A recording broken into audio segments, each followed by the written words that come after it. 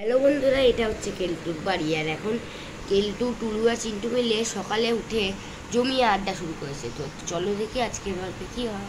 একটু আমাদের তো সকালে ট্রেন আছে, তুই এত তাড়াতাড়ি চলে এলি কেন? এখন তো সবে 5টা বাজে, আমাদের তো ওই 7টা নাগাদ ট্রেন। আরে তা আমাদের তো ব্যাগটা গোছানোই আছে, ওগুলোকে নামাতে হবে না? তারপর আবার প্ল্যাটফর্মে নিয়ে যেতে হবে, ওই জন্যই আর কি আরও তাড়াতাড়ি এসে গেছি। তো আমার মনে হয় এখান থেকে একটা গাড়ি ধরে প্ল্যাটফর্মে গেলে ভালো হতো না? সে তো হতোই, চল তাই কর। হ্যাঁ হ্যাঁ তাই কর। তারপর তারা সবাই মিলে একটা গাড়ি বুক করে এবং স্টেশনের দিকে রওনা হয়। আরে চিন্টু, তুই তো বারবার পড়েই যাচ্ছিস। এই করতে করতে তারা স্টেশন অবধি পৌঁছে যায়। আর এইটুকু নাম, এইটাই আমাদের স্টেশন, এখানেই ট্রেন আসবে।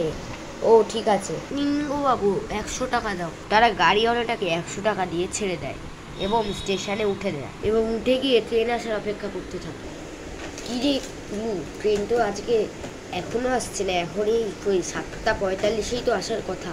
আরে দেখ, কোনো জায়গায় হয়তো লেট করে দিয়েছে কোনো ট্রেনকে পাস করানোর জন্য। আর আমি একবার লাইনে নেমে দেখি। না না, তোকে নামতে হবে না, আমি দেখছি। তারপর কেলটু ভুল করে সিঁড়ির ওপর পা দিয়ে দেয় এবং গড়াতে গড়াতে লাইনের ওপর পড়ে সে দুরন্ত এক্সপ্রেসের লাইনে পড়ে গেছিল। সেই সময় একটা ট্রেন ওখান দিয়ে পাস করছে। আরে চিন্টু, কেলটুকে গিয়ে বাঁচা তাড়াতাড়ি।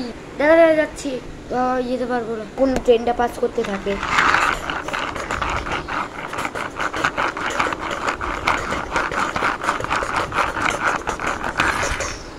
স্টেশনে নিয়ে গিয়ে কেলটু অজ্ঞান হয়ে যায়। তখনই তাদের ট্রেন এসে যায়। এই কেলটু ওঠ, আমাদের ট্রেন এসে গেছে। তারপর তারা সবাই ট্রেনে উঠে পড়ে এবং ট্রেনটাও ছেড়ে দেয়।